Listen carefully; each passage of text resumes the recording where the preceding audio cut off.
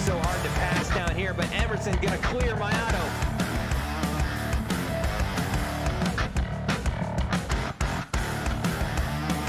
Not gonna go low. He's gonna try and fake the 48. Stravato using the inside lane. Mayato now up half a groove. The second position looks for his first race. Then hard contact.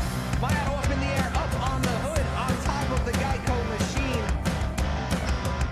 All over his back bumper. Gonna have to be very tactical with his moves. Oh, and hard under braking. Stravato nearly locked it up there. St. Very big slide out of turn number 1. Here comes Chris Samar, Kevin Cornelius. They're going to make a charge in the third lane. Is it too little, too late? Are they going to have the run out of turn number 4? Mark Emerson down low. They're all going to wreck. Dennis Fairclough in the lead right now. Here comes Nick Gardner.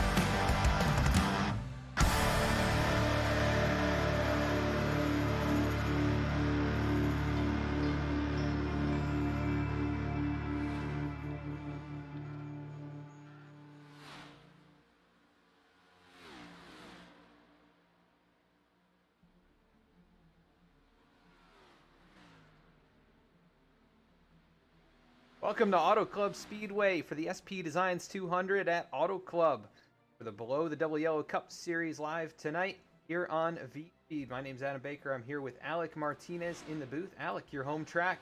Looking forward to a good one tonight. Yes, sir, I am. I'm really looking forward to this track with this new next-gen race car. We've seen it in the past at our mile and a half, especially at Kentucky, that these cars can race exceptional in traffic, and that these guys can really be aggressive with these cars. And I'm excited to see how they're going to race on this 2-mile track. We know it's big, it's wide, and it's very, very fast. As we're going to come to learn as these cars get together and run in traffic, we're going to be seeing speeds of 198, possibly even hitting 200, which is something we haven't seen in the Cup Series, and especially with the Cup cars in a few years. So really excited to see what these guys are able to do here. I'm sure we're going to be in for a show, and all the fans are going to be in for a show tonight. Yeah, I am looking forward to it. The higher horsepower, like you mentioned, these next-gen machines are going to be slipping and sliding hopefully a little bit as we see Ben Bafford getting the tires warmed up there on the apron. We got a couple new drivers in the field tonight making their first starts in the series, and really big field here, so could put on a great show for us. This 2-mile racetrack just outside of Los Angeles. Yeah, 100 laps tonight, 200 miles. It is a long race, so these guys are going to have to take their time and be methodical and make sure they're there at the end. I do want to inform you tonight is the charity night. So these guys, some of them are going to be running special charity-based paint scheme. You can vote for your favorite at the link in the description, as well as the link just posted in the chat. Winner of that vote is going to get a $5 bonus. Great to see so many good causes on the race cars tonight.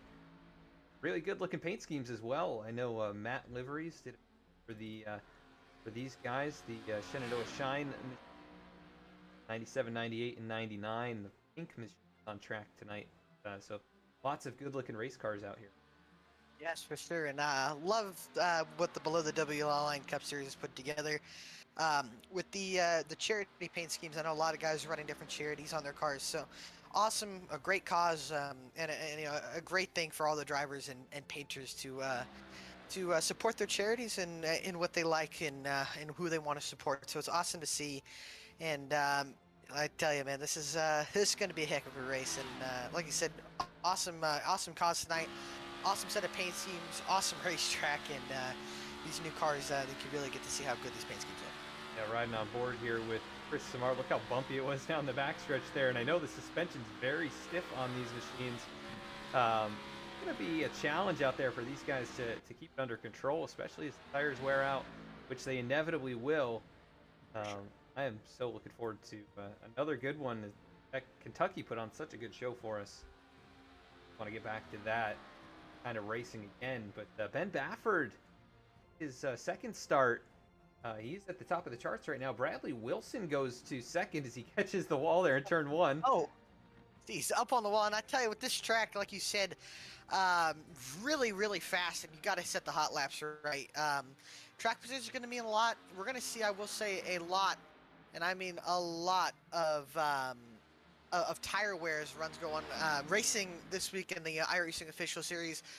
I've noticed a lot of the tires do wear, and there's a significant amount. It doesn't show in numbers, but you will feel it in the race car.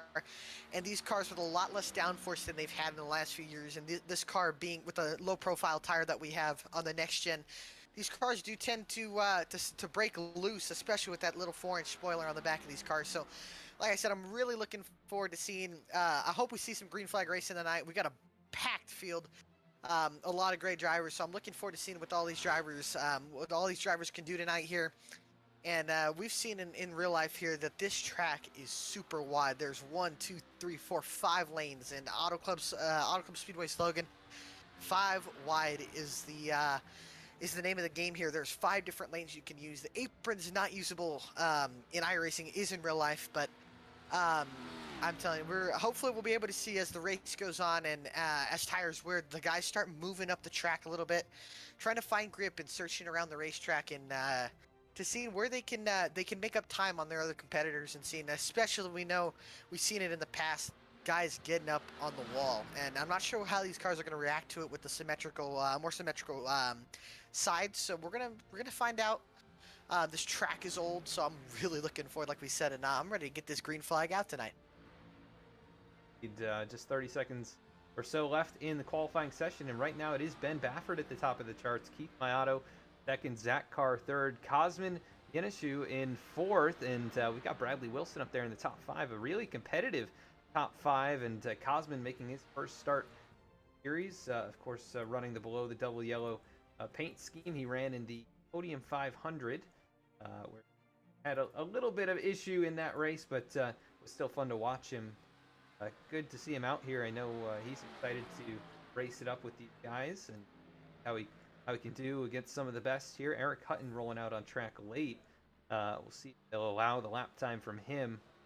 But just past that 5-minute mark, they should be headed to the drivers' meeting in a few moments.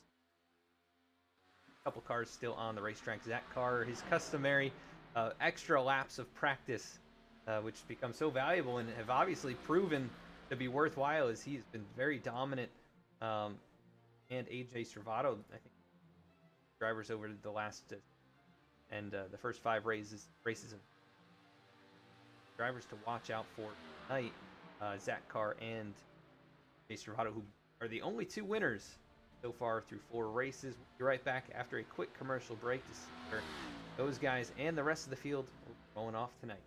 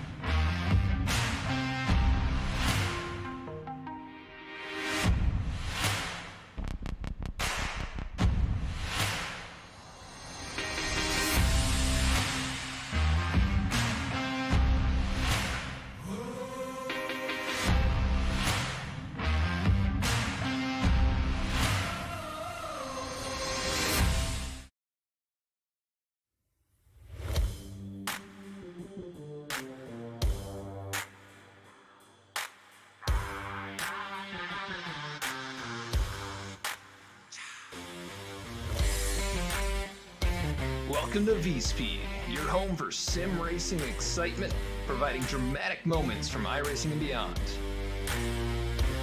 We offer broadcasting for leagues across iRacing and specialized packages to help grow your league and advertise your sponsors. Shot at it, I think, and right now Stravato with that advantage.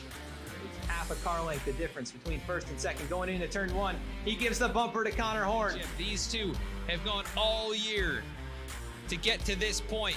Jacob Shorba drifting up the racetrack. They make contact. The 88 goes around. The 95 goes around. The 12 caught in it. Our design team can help you create anything from paint schemes to sim rig parts with expertise in both 2D and 3D design with 3D printing capabilities. Looking to get into broadcasting yourself? We can help you design and operate custom overlays to make your stream look as professional as possible. Our team can create and manage custom merchandise sales for you and your team. Check out our shop to see what we have in stock and how we can create some awesome merch for you. Check out our race replays on YouTube or catch us live weekly on Twitch. Visit us at vspeedsim.com to see how we can help you on your iRacing journey.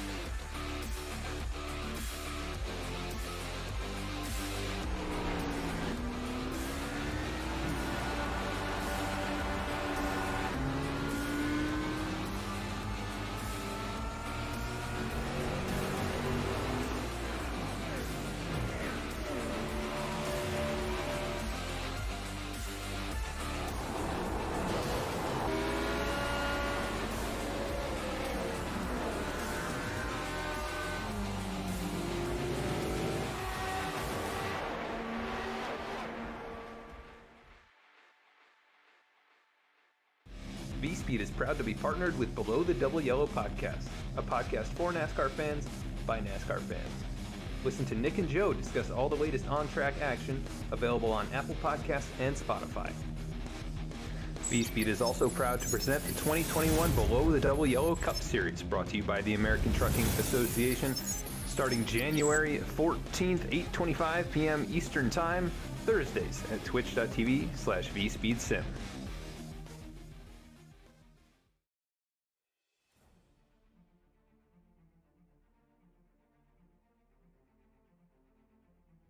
Back at the racetrack now, about to get things going here for the SP Signs 200 from Auto Club. Going over the starting grid here in just a moment. That up. Does look like Ben Baffert is going to be your pole sitter here tonight, so congrats to him. In that number 23 machine, he'll be rolling off from the top spot. Keith Mayato going to join him on row number 1 in the 36 machine. Still looking to find some consistency out here this season. Zach Carr, already a race winner, he'll roll off from 3rd. Cosmin Yenishu going to be starting from the 4th position here tonight in that 40. Starting 5th, Bradley Wilson, who's had a couple of good runs so far. Angelo Ronis rolling off 6th. 7th going to be Kevin McGarvey. 8th, Chris Simard. 9th, Reggie Ortega. And Kevin Cornelius going to round out the top 10. Last year's champion, Seth Hatchell, will start 11th. Dennis Faircloth will start 12th. Ryan Gilmour will start 13th. Eric Lambert, 14th. Luke Knupp, 15th. Kenny Bishop, 16th. Eric Gallion, 17th. Kyle McGarvey, 18th. James Loveland, 19th. And Jeremy Stanley in 20th. 21st tonight's going to be Dennis Steele. 22nd, AJ Stravato, a 3-time winner this season. Starting from deep field tonight, TJ Brendel, 23rd. Timmy Emanuele going to be starting 24th. 25th, Joshua Abbey. 26th, Eric Hutton, the first driver without a time. 27th tonight, going to be Jeremiah Vincent. 28th, Dallas Sullivan. 29th, Cody Adkins. Rounding out the top 30 is going to be Lane Sulfridge. 31st, Alan Dice. 32nd, Dustin Logston. 33rd is going to be Gordon Shepler. 34th, Nick Starling. 35th, Scott Martin. 36th. Finally in the field, going to be Zach. Actually, no, more drivers. Robert Gilmour, 37th, and Jordan Brockel will be 38th here tonight. That'll do it. 38 drivers. What a field. Awesome. I think Daytona might have had 4. I honestly can't remember, but 38 drivers to show up to Auto Club Speedway is awesome. Love to see it, and I think already we got some developing storylines going into this race. Obviously, rookie Ben Baffert starting on pole. Him and Keith Mayato looked like they had pretty good speed last week at Five Flags. Got taken out in an incident early. And the other rookie, Cosmin Isanesh, or I don't want to mispronounce his name. Yenishu. I've known him for a while. I should know how to pronounce his name by now. But starting on 4th, he's a good, solid driver. Definitely found a way to get the get the way done here is Jordan Brockwell has hit the wall already. So that was interesting. And then the big storyline, AJ Stravato starting deep in the field again in 22nd. He's won the last 2 races. I'm curious to see what's going on here as the pace car is about to pull off. Are rolling off here tonight to start the SP Designs 200 from Auto Club is going to be Ben Bafford leading the field down towards the start-finish line. Green flag in the air. We're off and away from Auto Club Speedway. Race 5, the Below the Double Yellow Cup Series on V. Guys fanning out already on the front stretch. A long, wide front stretch here in Southern California. And look at these guys fanning out in the corners. 3 wide. Behind them, a battle with Dennis Faircloth and the 97 Luke Knupp with Ryan Gilmour on the bottom. They are fanning out, headed into turn number 3. It is still Bafford out in front. Keith Mayato now under fire for second from Zach Carr. Bradley Wilson. We got 2-3 wide behind them. That is Reggie Ortega, who's got a couple of podium finishes in a row. Oh, and we had maybe Dennis Faircloth tag the wall right there. I think he's able to just keep it out of the way, but Reggie Ortega, I believe, hit the 77 car of Kevin McGarvey. Got him loose. McGarvey was able to save it. Just a little bit of checking up here. They're 3 wide. Dennis Steele, Joshua Abbey, and on the bottom, Timmy Emanuele, and that number 39, Martin Sports Machine. Racing down the backstretch here, it is still Bafford. Oh, and around! Oh! Come on the backstretch! Oh, I contact! think Joshua Abbey is around and hits the back end of that race car into the outside wall. I just switched to the onboard camera there, and he went around. So first caution going to fly here on lap number 2. Joshua Abbey going around out of turn 2. Here, what happened in the 99 machine, racing up with the 28. And Vincent just takes a it 3, little- and then Dennis just, you can see they're 2 wide, and it kind of closes up. Vincent looks like puts him 3 here, and Dennis Steele just kind of comes up, hits the 99, and then 99 bounces off in a weird way, hits the 1. I think he got tagged by another car. I can't tell who that was. that was, I think, Jordan Shepler. Yeah, Shepler. Jordan Shepler got into him as well, and doesn't look like Shepler has a ton of damage, but yeah, it's a tough break for Reddy early in the race. Only lap 2 of 100 for Joshua Abbey to get turned around. Nowhere to go there for Jordan Shepler. He just scraped on by that left front, though. Quite a bit of damage. He'll probably pull it in. This is a very aero-sensitive racetrack, so I would expect any damage that you have on the front of these race cars especially, you're going to want to get repaired. So Shepler, we'll see what his decision is here early on, but early yellow flag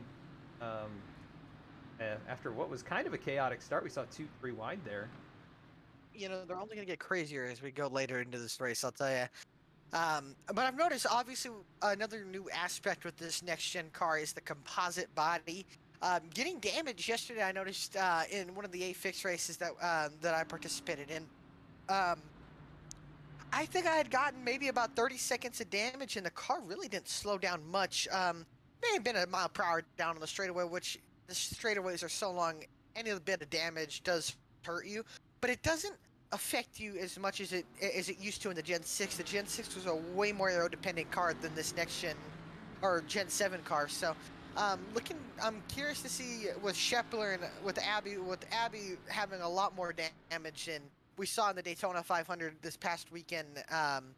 You know, if you hit the wall in a certain way, you could break that suspension and that toe link in the back of the cars with these new transaxles. Seems like the suspensions are a little more flexible, not in a good way, sadly.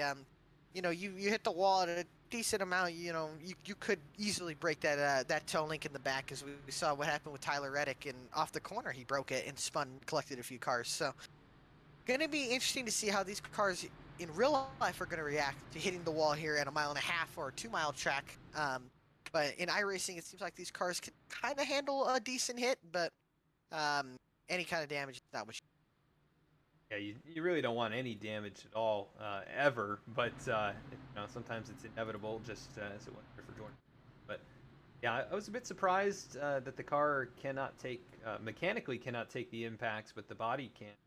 I'd almost rather have the opposite, where the body, you know, maybe gives way a little bit more, but that underlying mechanical components break, but I'm sure they'll address that here, especially in the next couple months. I'm sure they'll encounter a few issues, races where there's been minor contact that's broken suspension.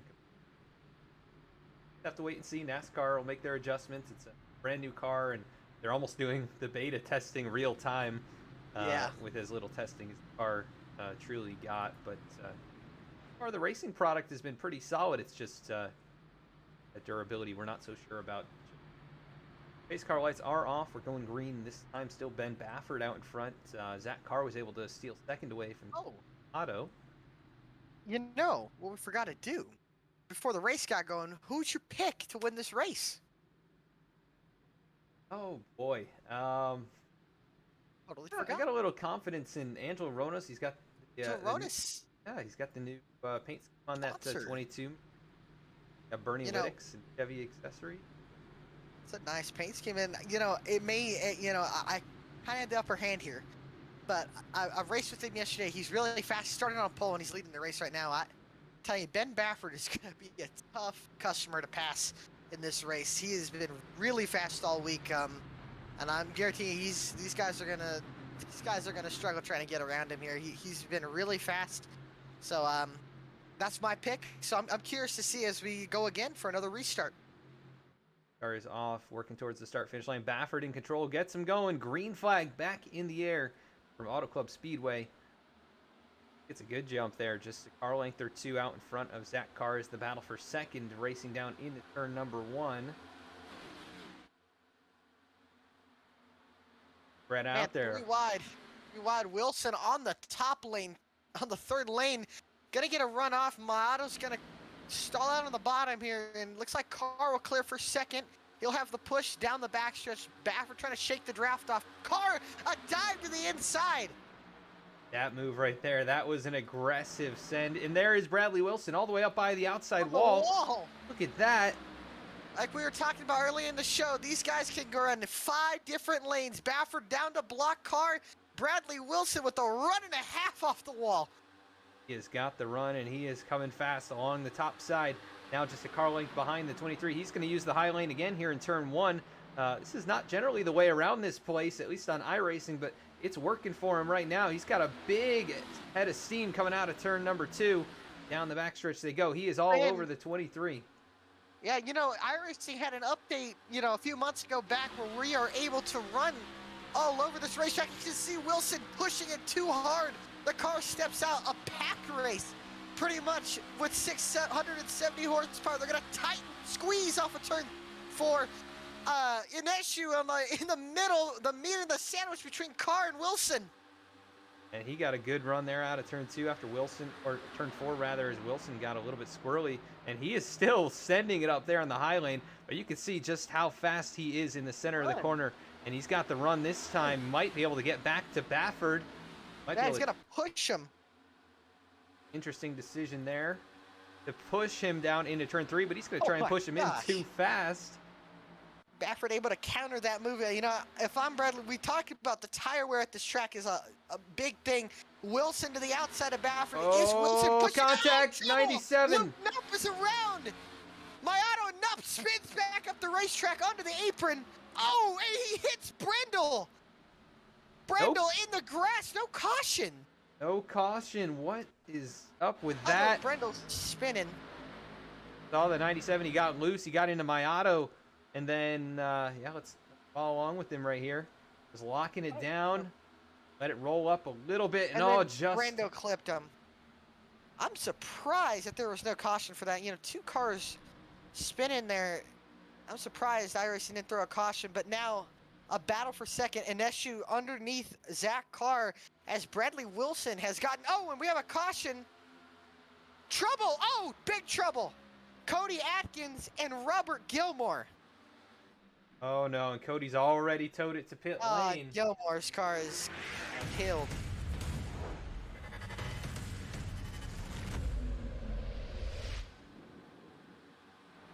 Here what happened, Cody Atkins, as there's a little contact right there in front of him, but, and he loses it. Oh, man. Oh, and a hard hit for Robert Gilmour right into him. Zach Smith dived through the middle right there. That was getting on board with Zach Smith. find him here.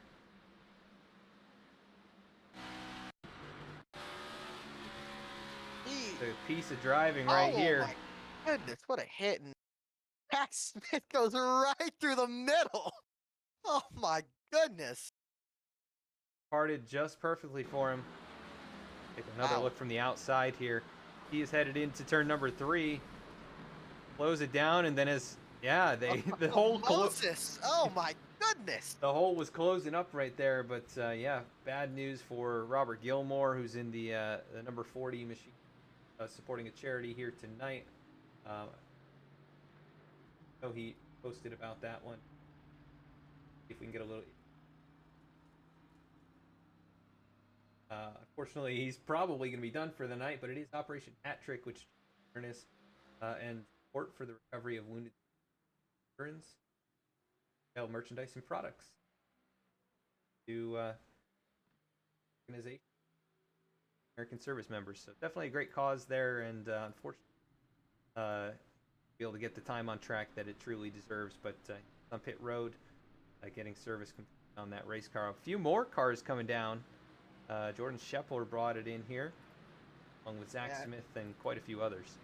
Great cause for Robert Gilmour. I hate seeing that car get tore up, but you know, great cause, great foundation. And if any of the viewers watching are any servicemen, women that are watching, we appreciate your service and just being able to do this at our houses and to enjoy these races on the weekend in real life on Sundays. And we appreciate you and keeping us free in our great country. So thank you guys for your service. So much to any veterans out there. I know Robert Gilmour and Eric Lambert are a couple of them here. I think Tim Emanuele as well. I know I'm going to miss a few out there, but those guys know for a fact are service members, veterans. So a big shout out to them. Tim Emanuele out here. The 39 machine still rolling. He's top 30 right now. How about this cloud cover that just came in? It's really dark out here. Hello, Santa Ana winds blowing over these darker clouds here. I'm sure the clouds would probably move away. Good thing we don't have rain in Irising. I'd be worried if we did. But yeah, no rain. It's just a little overcast, maybe a little partly cloudy, clouds rolling in over the sun. So it's gonna cool this track temp down, and especially while we're under caution. So the track temp is gonna cool down. They're gonna have a little more grip on these with these Goodyears. So curious to see. Now again, we talk about the tire wear that this track provides. Curious to see. We've ran, I think I would say, about 8 or 9 laps of green flag racing on these tires. So curious if we run another 5 more or 6 more laps, who's gonna bring it into pit road? We already saw a few guys bring it into pit road. So I'm curious to see if we run a few more laps, if more guys bring it in. So far, the top or so have stayed out, and then everybody else is popped up on full 5-second pit stops. Guys getting damn prepared. I want to give a shout out to the Mohawk Foundation, who's on the Shenandoah Shine Machine, a charity that helps raise funds and awareness for breast cancer and ALS. So they're another one of the charities being showcased here tonight. Another great cause, and right now leading the way, Bradley Wilson was able to get the lead away from Ben Bafford. Ben back to 4th right now in this start here. How he does as we get rolling. He goes early. Yeah, in the restart zone, off and away, straight away, and he goes right to the apron, which I know that has been a cause, for some controversy over the last couple seasons, if that's changing lanes, but he definitely pulls out a nice advantage into turn number 1, 2, 3 car lengths as Zach Carr tries to close in. And see, Carr, if he can get a bigger run, he's going to have an issue right on his back bumper. Not enough, though. Bafford tucks in behind him. They're 3 wide with I believe that's Ortega, Faircloth, and Cornelius. The battle for second as the 48 looks down low, the 23 right there behind him, and good run for Cosman as he works to the inside of Zach Carr. Not able to complete the pass. He's not going to have any help, but here comes Bafford now going to tuck down. Now he switches to pull up behind Zach Carr, and look at Bradley Wilson working the apron. Bafford looks down to the bottom. So you can see he's going to be able to clear Carr. The radio chatter from the 27, Zach Carr, not sure of what the 98 of Bradley Wilson did was legal or not. As an issue, Cosman looks back up to the outside. Ronis is going to tuck in behind the 40, and behind them, Cornelius and Gilmour are going after it. Great shots here as they work out a turn number 4. It is Bradley Wilson out in front in the field side by side, 2, 3 wide. Dennis Faircloth working his way into the top 10, putting pressure on Reggie Ortega, who's up here in 8th position. Then we've got Zach Kevin Carr. Zach making a move to the inside for that race lead. See, Zach Carr, he put a little bit of side draft on Bradley Wilson, but Wilson is working that top lane really good. But he gets loose off the corner now. Carr's gonna side draft him down the straightaway. What does Cosman do? Cosman pokes out to the inside. Carr tucks back in. That was a close call. The 27 slot into a hole that was just big enough for that Chevy Camaro. As we work out a turn number 4, Cosman maybe a little bit loose down there, lost some momentum. But look at Bradley Wilson. He is sliding. Oh, contact! Turn! Carr in the infield grass. Can Carr save it? He does. Wheeling it through, he does back under the racetrack. Cosman and Carr get into each other, and I think that was just a factor of Bradley Wilson getting loose off the corner, checking up, and then Carr trying to miss him from hitting him, and Cosman was there. Little dirt tracking for Zach Carr. Cosman, the NSU, able to keep it rolling as well, but they'll slot in line. Cosman back to 13th. Zach Carr all the way back to 18th after battling for the race lead and with damage now. So that moves Ryan Gilmour now to 2nd position. Let's not forget Ryan, a winner at Michigan in season 2. He has not found victory lane since, but another racetrack very similar to this. Sure. And he is definitely looking forward to this race tonight. Right now up to 2nd. Look at Reggie Ortega, big challenge to the inside. Contact! Oh! Saves it off, bouncing off of Kevin Cornelius, and Ronis is going to tuck in behind Ben Baffin. Ortega's going to lose a few spots. So you were saying for Ryan Gilmour, Michigan, the sister track to Auto Club Speedway here in Fontana. I tell you, if that's any indication, Ryan Gilmour could be one of these guys that can win this race. And how about that 17 red machine of Kevin Cornelius tucking in behind the 6 of Gilmour?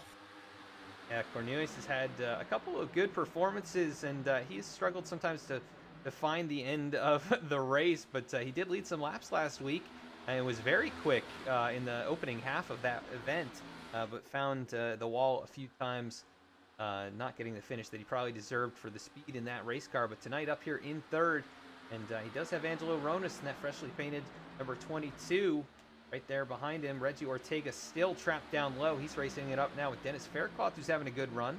Up here in 7th position as he slots in behind the 2 machines. Side by side farther back. That is going to be... Lead. Oh, yeah. Ryan Gilmour takes the lead.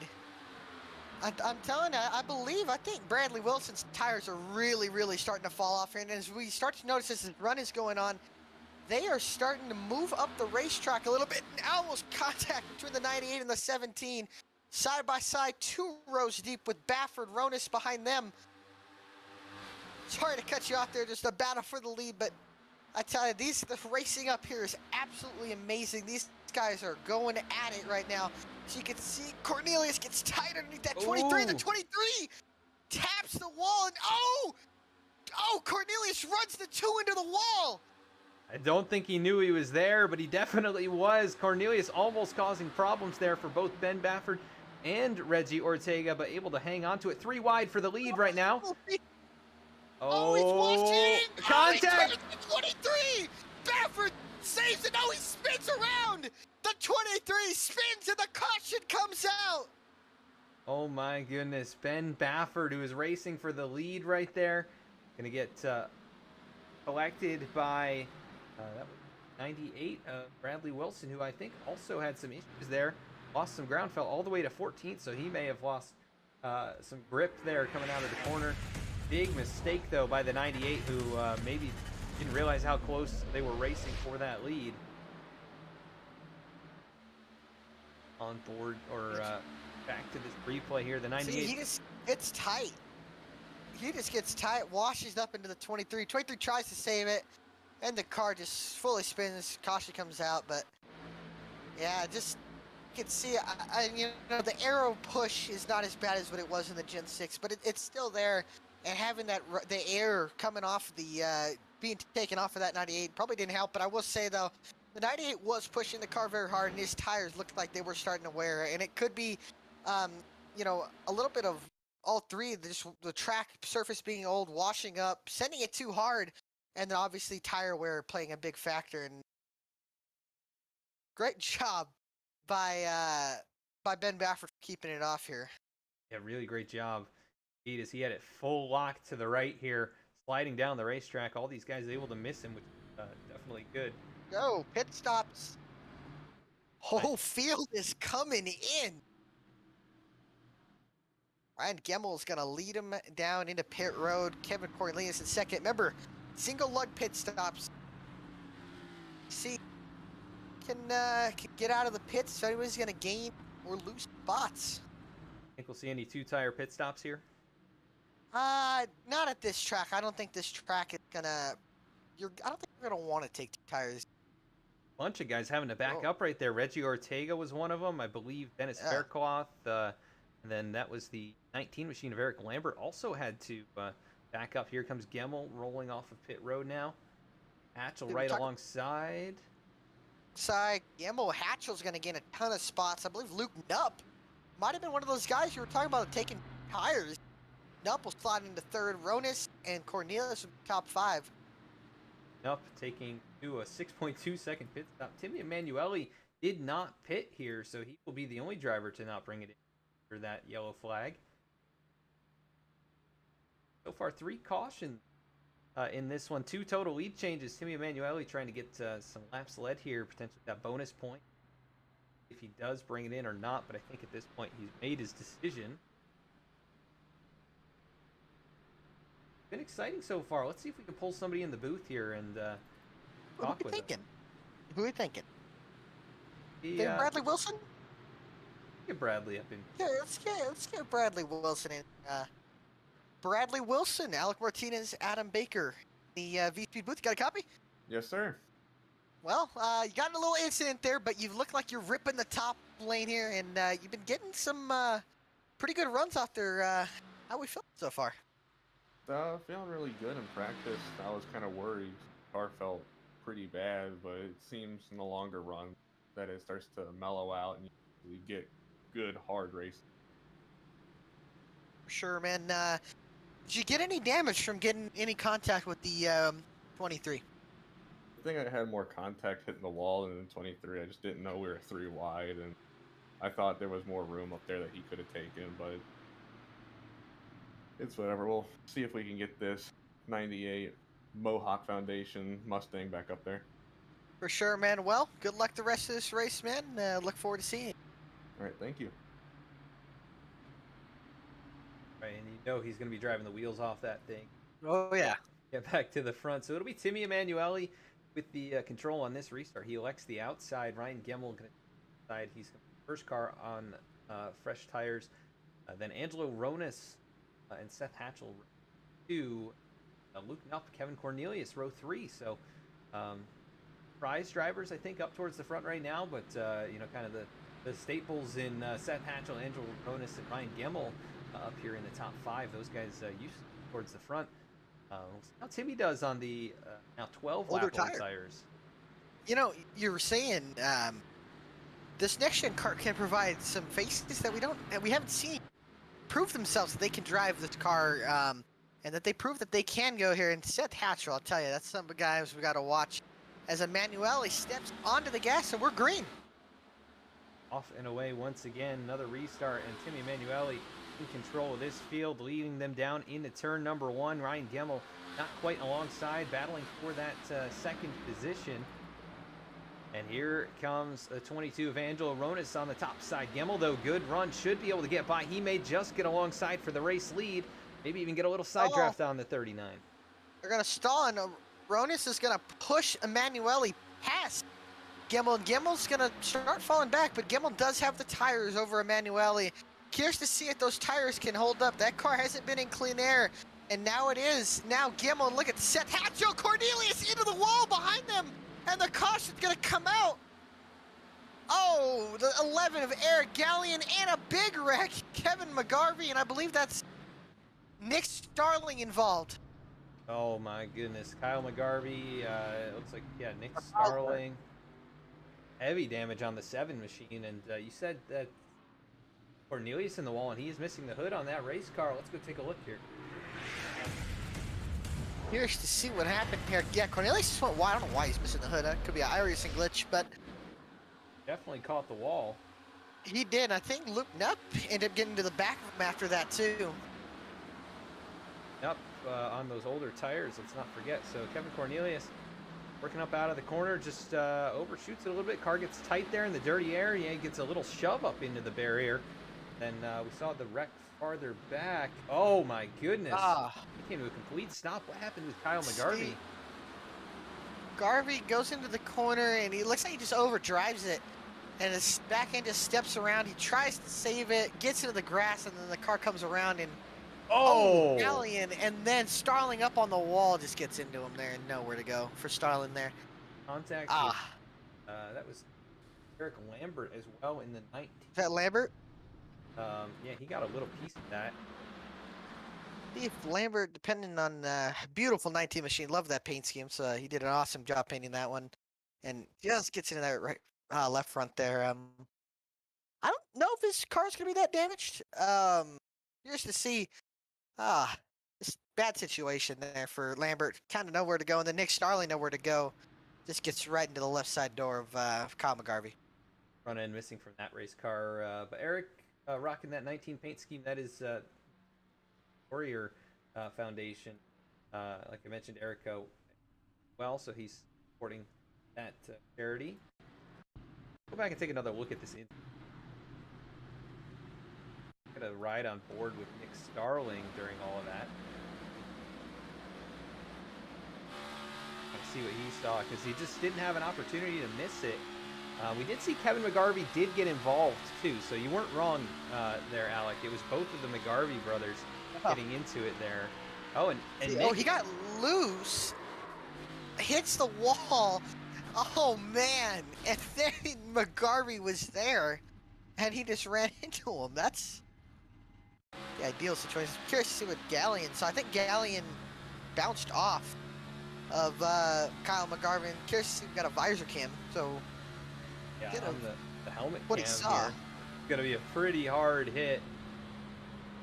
Yeah, you get to see the 42 break loose. Tries to gather it up, and it just spins, and he comes right back up the racetrack, and hard hit for that 11 machine. He couldn't even really see the 42 spinning because that was Jeremiah Vincent, I believe, right there in front of him, kind of obscuring the view as Timmy Emanuele, still your race leader. Hey, how about that? We talk about upsets. This could be a big upset. If Timmy was able even to win this, would be amazing. But he's doing a great job leading some laps. You know, I'm curious to see. We saw what does he have? I think 12 lap older tires than the 6 of Ryan Gilmour and everybody behind him except Luke Knupp, who took 2. I tell you, if you know, and I'm sure these other drivers that did pit that last caution are looking and saying, well, if Timmy can stay out there with 12 lap older tires, I'm sure we can as well. So Timmy is at the moment proving that you could have a little bit of tire wear and still be able to stay up in front and hold your ground. So curious to see. We only got a lap in, so I'm curious to see if his tires can hold up for 3-4 laps. But I'm interested to see. Now we got the V-Speed teammates of Gilmour and Hatchell. So this restart, I'll tell you, every restart's been interesting so far, and this one should be the same. It'll be interesting as well. Yeah, I think so. The V-Speed teammates, those two were the ones at the front when Gilmour last won a race at Michigan. It was Hatchell pushing Gilmour across the line. So they know how to work well together at these 2-mile racetracks. And right up here at the front once again tonight, Gilmour, like I said, hungry for a win. So is Timmy Emanuele, who has not found victory lane yet in his time here in the league. But he'll have control, gets going here. Green flag back in the air at Auto Club Speedway. First for something, as they say. Emanuele able to get a good restart, able to clear the 6. But Gilmour's going to look down to that inside. Side by side, Gilmour sent it down in there. Was not able to get back to the gas, but here he goes. Oh, Oh, contact! Gilmour bounces off the 39 and now push from the 22, which could send Gilmour past the 39 of Emanuele, but Emanuele fighting hard on that outside. And Gilmour getting that push. It looked like Timmy Emanuele had pinched him down just a little bit. Oh, and sliding Dennis Fairclough. Saves it. No, back up the track. No caution. All good. Able to lock it down, but he is going to lose a lot of ground. Let's take a look here. Just back a little bit too far on that one. Find out what happened right here. Just got loose all on his own. And does a great job saving the car. Trouble for the lead. Brian Gilmour's around in front of the entire field. Oh no! And there's Chris Simard getting into him. Sulfur's just misses him. Oh, and they're still wrecking. Oh, there's Kevin McGarvey piling in. Nowhere for him to go. Gilmour with big problems. The big one. And I think that was caused by Emanuele, who had threw a slider.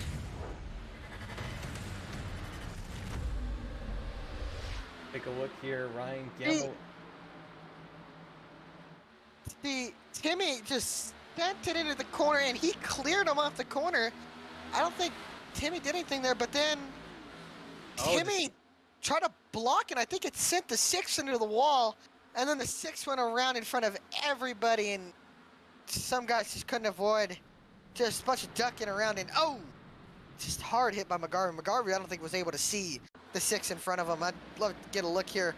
If you could see, I'd love to get it on board here. We got Ooh, almost a couple wrecks right there as well. That was Kevin Cornelius and Eric Lambert. And you see all the guys. He sees the smoke. He sees the guys ducking it. Right into the back of the 6 car. And I want to get an onboard. I think we might have an onboard camera on the 6 of Ryan Gilmour after this, and seeing what happened. Get a better look here. As you can see, Chris Simard right in front of him. Just nowhere to go, and you can see the suspension, I believe, broke on that 37 machine. And I think Timmy was trying to clear himself, but I don't know if he was clear to make that move. Now, he might have been for that split second. It's just, if we can go back on this and see with the 39 car, you can see he's clear off the corner, and he just comes up enough where the 6's nose is there, and it turns him both into the wall. And Gilmour trying to hang on to it. He just can't do it, and right into the path of the 37. And Alan Dice just missed that one. And I think Dennis Steele and I believe Scott Martin also got a piece of the wall trying to avoid the 6. I think Alan actually technically got a little bit of contact here, just a net code incident, I think. Yeah, you can see just, it actually glitched back into place, so he's all good. He might not have got hit. Osman able to get by that one. I think able to gone by. Bradley Wilson as well. Yeah, Wilson made some positions up ever since he got his damage fixed from the contact with Ben Baffert. So, I tell you, half the field has probably gotten in a wreck already or gotten somewhat of damage. So, and we're not even halfway yet. So. Not even a third of the way. And how about this? Luke Knuff is in the race lead. How about Luke Knuff? He was just involved in an accident not long ago, and he's up here. He's got damage on pretty much all the corners of that race car, so good he does in clean air. Just missing all the wrecks. He just missed the entire wreck. And everybody checking up for it, and he was able to go right on by the seas parted for him. He's able to get clear. Now, last year, or the 2-time champion, back-to-back, Seth Hatchell in second. You know, we haven't talked about him all night. Eric Hutton is in 3rd place. He had a great run, probably the best car at Kentucky, and just had some unfortunate situations go on where he wasn't able to run up front after past halfway through the race. But Eric Hutton's another one you want to keep your eyes on. Kid Maotto, Ben Baffert. You know, I tell you, this top 10, very competitive so far. And Jeremy Stanley as well. He was also another guy that was very fast at Kentucky as well. So starting to see, you know, I think this past few weeks, we're starting to see who has the speed on these bigger tracks with this 670 horsepower package with 4-inch spoilers. So I think we're starting to see our players for the season start to shake out a little bit. And I tell you, I can't wait for the chase for the BTDY Cup. It's gonna be wild. Let me tell you.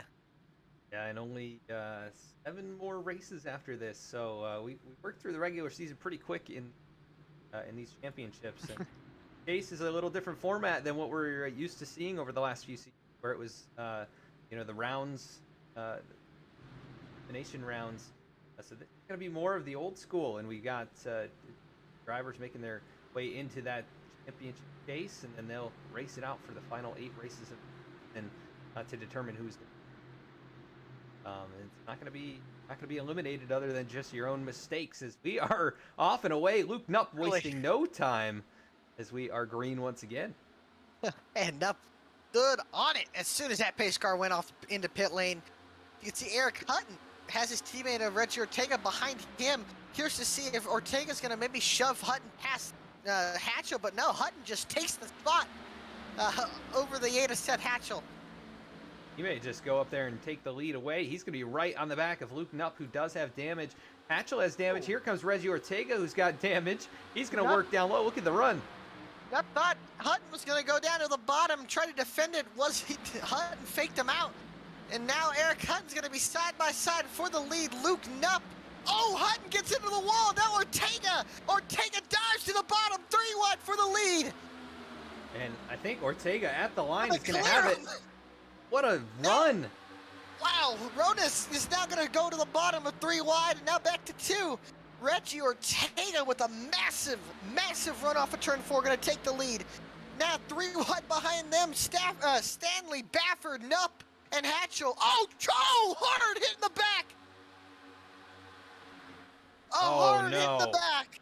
And it's a collection here on the backstretch.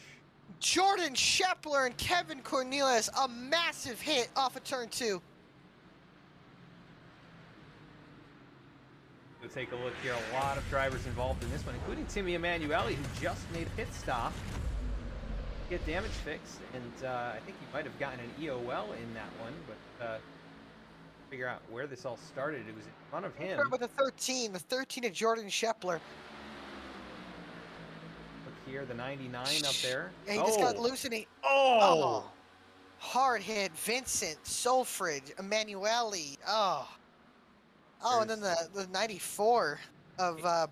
or 84, excuse me, of Jordan Brockwell. So Jeremiah Vincent maybe just snuck on through. Let's see what happened with him. Oh, got a piece of it, and there's Eric Lambert. And then he gets hit with Lambert. I don't think Lambert and Vincent have as much damage as the rest may have gotten, but still damage nonetheless. Man, I tell you, this guys are getting taken out early. They just need to keep their cars together. Heck, we still got a long ways to go, almost 60-something laps to go. So hopefully, I want to see a green flag run. I want to see some green flag pit stops. I can definitely shake up this race. And just a hard hit and overcorrection by Jordan Shepler and into Kevin Cornelius, and then I believe that's Lane Solfridge just goes right into it, and just nowhere for these guys to go. Wreck here on the backstretch at Auto Club, and that's going to take out a few more race cars. Kevin Cornelius, who was just up at the front not long ago as well, involved in that one. Kevin McGarvey, who's gotten involved in now a couple of them. Jordan Brockwell, quite a few drivers on pit road right now getting damage repaired. We see Nick Darling, who is still on the lead lap, I believe. That car missing the front end, so he's doing a good job trying to keep it out there and get that damage fixed. Yeah, with the way this race has been going, I tell you, this is... these guys are dropping like flies, as some would say. The field is being shrinking down really quick with all these accidents, so curious to see. I want to see some green flag racing. I'm hoping we can see some as this race goes. Hoping we do get a little green flag run in here, but let's take a look at the recap. 6 cautions, and perhaps it's definitely been a bit wild out here. The new race car is presenting some challenges for sure. Some of these guys definitely have a good handle on it, but we can even see that it's a little bit unpredictable at times. Drivers start to lose that back end, and there's really no saving it, or it's very difficult to save. The car's not able to really get skewed out very much, and be the problem week to week. But even last week We saw a good green flag run at one point during that race. Really a difficult race. Not a track that these cars are generally ever going to go to at 5 flags. But yeah, tonight going to be, it should be a little bit better situation. But these guys still struggling a bit. Yeah, it's just challenges shaking down this new car, getting used to how it drives. Obviously, this car is it's the most different car that NASCAR's had in, 40 years, I would say. This car is such a huge change. Everything's new, built from the ground up, chassis new from everything except the steering wheel that the drivers use and the cockpit is all that's about the same for these guys in real life and in iRacing.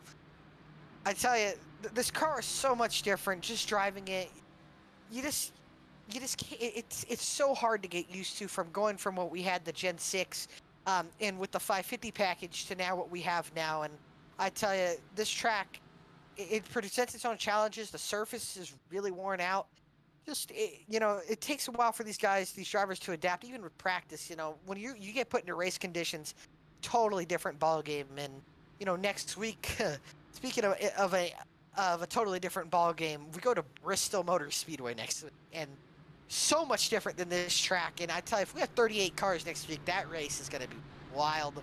Probably going to get a lot of cautions, but I tell you, a lot of tempers are going to flare next week. So I'm looking forward to Bristol next week. I'm looking forward to finishing this race out. I feel like we can go green. Just need the guys keep it clean.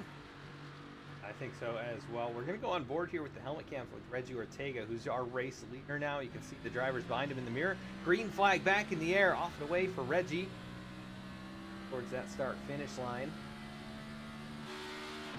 Ortega got a good restart. His teammate Angelo Ronis is able to slide into second. Hutton with not so great of a restart. He'll slide into third, and then Jeremy Stanley and Ben Baffert. Yeah, Baffert making his way back towards the front. Up to Carr. fourth. Zach Carr making it 3 wide in SU, and I believe that's Seth Hatchell's. Oh, Dennis Steele gets loose down the backstretch, able to save it. Gonna lose some positions though as they race. Look at Zach Carr peeking to the low or the middle lane there underneath Jeremy Stanley. Not gonna make the move just yet, but here comes the 48, gonna charge back underneath him. Side by side, Ben Baffert and Eric Hutton for third as the battle for the race lead is on. Angelo Ronis is there. Covering that 2 car. Yeah, and he's actually going to push him down into turn 1, backs off a little early. And look at the spread of race cars. Jeremy Stanley now going to try and work that top lane as he tries to slot in above AJ Stravato. Stravato going to go right in behind him. And he's got help from the 27 of Zach Carr, the 48 down in the low line, kind of the odd man out. There goes Stravato now to the inside. Zach Carr loose. Carr able to gather it up. What a great save by Zach. And let me tell you, I love this track. Watching these guys spread out and loving these guys get loose off the corner with this this package. And I'm telling you, we got a stacked top 10. There are a lot of good drivers in this top 10. If we go long here, which I'm hoping we do, we are going to see some amazing racing. We're seeing it already right now. Look at these guys spread out. Rewind right here, Oh, Cosman. Angelo, and man, Cosman gets tight. Oh, we got Dennis Faircloth almost losing it on the backstretch right there. Eric Hutton's going to go to second. Ronis got loose off the corner and kills a lot of his momentum, and now Ben Baffert's going to look down to that bottom of the 88 Wild Turkey machine. Side by side, 3-4 rows deep here. Hatchell trying to figure out which lane he wants to go with. Then the 5 machine of Alan Dice right here as well. Alan Dice. Dallas Sullivan, too, in that 46. Dallas has had a couple. Look at this. Almost Look at 4 that. wide right there. This is good racing up This here is at the awesome. front. I tell you, I think Reggie Ortega is a little slower than these guys anticipated. I don't know if you could see, but he's got some front end damage on the back of that 2 machine. Wow, with a block in the back. I believe that's Scott Martin throwing a block on somebody. Now Baffert looks down to the bottom. He's going to wash up and almost get into the 2. I'll check him up big time. Oh, Checks we're gonna both go of them. 3 wide. Here comes Angelo Ronis with a big run down on the bottom. Cosman do? Cosman can determine where Baffert goes here. Now Ortega getting a shove from Hutton. This thing's looking like a dang plate race out here. It almost is with the way these cars are driving. And the top two able to get out in front of this 3-wide situation. Baffert going to try and track down the 2 machine again. Oh, almost contact. Cosman loose right there. Cosman, I tell you, he is getting these fenders wide, making this car wide. And now Baffert, a challenge for the lead underneath Reggie Ortega. Hutton goes with them. A lot of drag on that 2 car with the front end damage. He's got a little bit on the rear, I think, as well. And here comes Hutton, and Baffert will go back to the front. Oh, Eric running them really tight. Now, what does Baffert do? Baffert can kind of play with these guys. He can try to give the draft to Ortega. Ortega, with that damaged car, is he slowing down? Now for 3 wide for third, Stanley. And Cosman dives it down to the bottom. Big send down low for Cosman as he gets a little loose, able to hang on to it. Could check him up. Now it's going to kind of stack these guys up. Stravato slots back up to the outside. This is exciting stuff here from Auto Club tonight. Side by side, AJ Stravato, Eric Hutton, this is 5th and 6th. And here comes Zach Carr charging back towards the front. Remember, he started in 3rd, making his way back up here side by side with Angelo Ronas. Ben Baffert, though, your pole sitter, has made his way back to the front. It's taken him about 35 laps or so to do that, but he is here once again. Definitely good speed in that 23 machine. My pick, I told you, he's been fast all week. I've been looking at the race. He's been really fast lately. As you can see behind him, Stanley getting loose, kind of running that diamond off the corner. Cosman has to avoid, and now Cosman slots back in line. Can't, Eric Hutton shoves him wide down to the bottom. Wonder if there's an issue with people's spotters and Eric Hutton, because he has been just cleared when there was no room to clear him multiple times tonight, as he is wobbling off the corner there.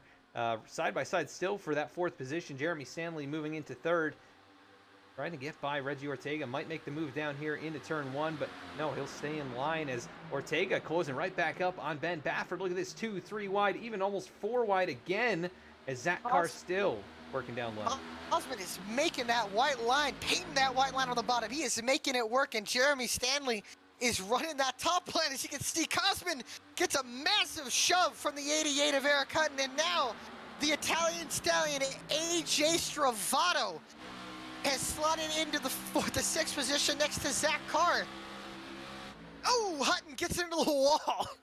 Yeah, Hutton making this track a little bit wider each and every lap, and it's not affecting him too much. Lots of bodies. Oh, Cosman puts the 60 in the wall. And now the 60 with right side damage, and now Cosman is absolutely making, he is shoving guys and sliding into positions like nothing. Making it exciting up here, that is for sure. That 48 car trying to get to the front, and he is now in that 2nd position trying to make a move on Ben Baffert. He's going to peek out a line here, might get a run out of turn 4. It's the 3 wide, AJ Stravato, Jeremy Stanley, and now Zach Carr on the very top lane on the wall. As these guys are going to stall each other out, and they're going to slide back. Stravato kind of stalling himself out, and Stanley peeks back in line.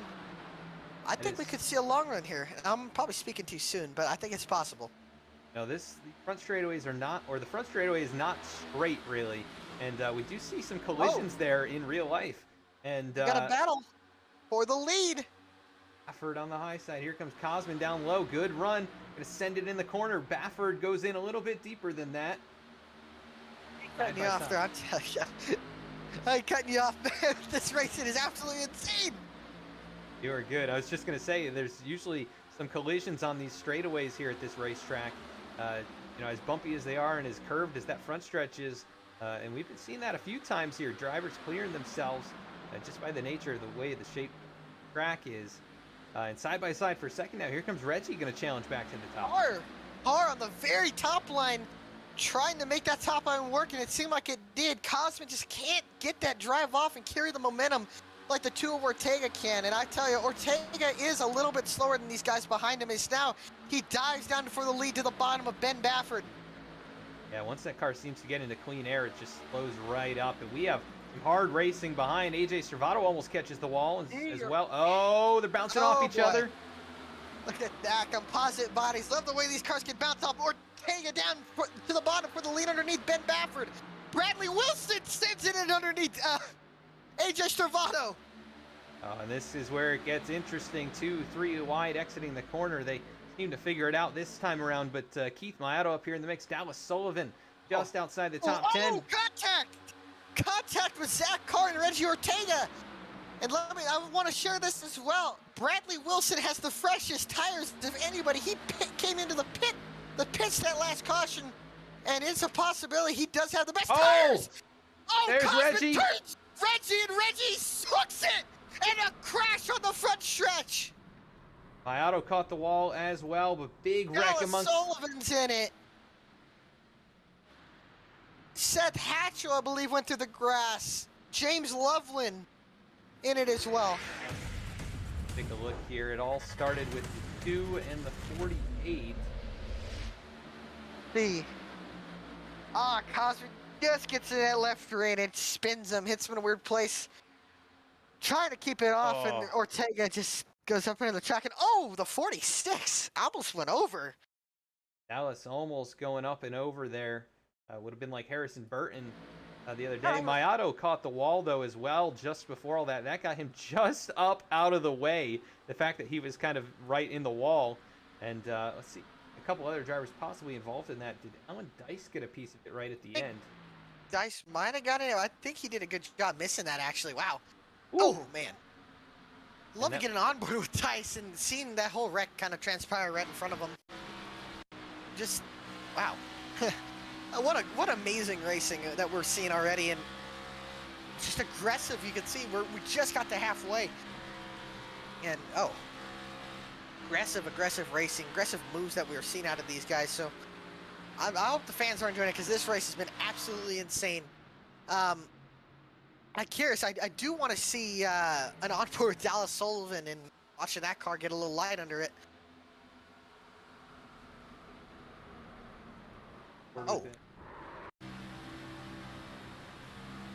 Another visor cam, we can see it.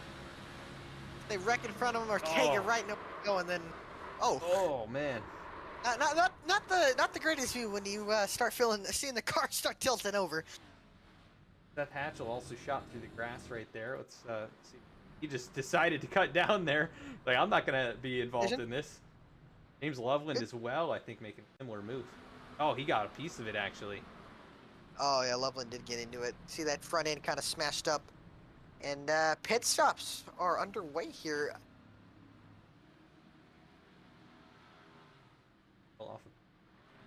Basically... Zach Carr missed his pit box. And Angelo Ronis missed his pit box as well. I'm curious to see Bradley Wilson. I tell you, he has been the man on the move, making this race interesting, along with Cosman, as Baffert is going to win the race off of pit road. Eric Hutton, the second. Believe Stravato, Gilmour, Stravato, and Jeremy Stanley. Not sure how that's going to get sorted out. Looks like Ryan maybe has the spot, but maybe not. His speeding penalty, he slots back behind. I think he may have been off of pit road by the 33 by just a little bit there. Jeremiah Vincent and Joshua Abbey staying on the racetrack. Josh with some damage on that 99. Be an interesting situation here. And also Jeremiah with a bit of left and rear end damage. Also right front on that car, crinkled in a bit. That is our 7th caution race. 9 Oh boy. In a race of attrition at the halfway point here. Let's see if we get a word in with drivers out. Who should we get? Oh, and Ben Baffert. Should we get the Baff in here? Let's get him in here. All right, there he is. Ben Baffert, you were leading the race. How are we feeling? The car is great, actually. Top line is so dominant. If you're not at the top by off of turn 2, you are going straight to the back. Oh, interesting. So I got to ask you, how is the car feeling around there with traffic, and the runs we can see people generating are really really big. Oh yeah, as long as you can protect the top, they stall out once you get that air bubble right behind the car, about a 10th back. But if you can just protect the bubble, they really can't clear you on the bottom unless they dive it in 10, 15 car lengths deep. So. Ask you before we let you go. Do you think the draft could play a big role in the finishing of this race? Absolutely. That's going to be the main factor in determining who's going to win this race if we do get a late race restart. For sure. Well, we wish you the best of luck. Hopefully we don't commentate or curse you. So you are. go get him out there. I know. Thanks, Ben. Have fun out there. Yep.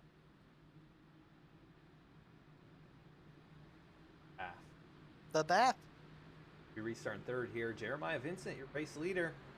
Top two have damage, so I'm curious to see how these guys are gonna shake up these things. I'm expecting Ben Baffert is probably going to we're gonna send it. So be ready for this.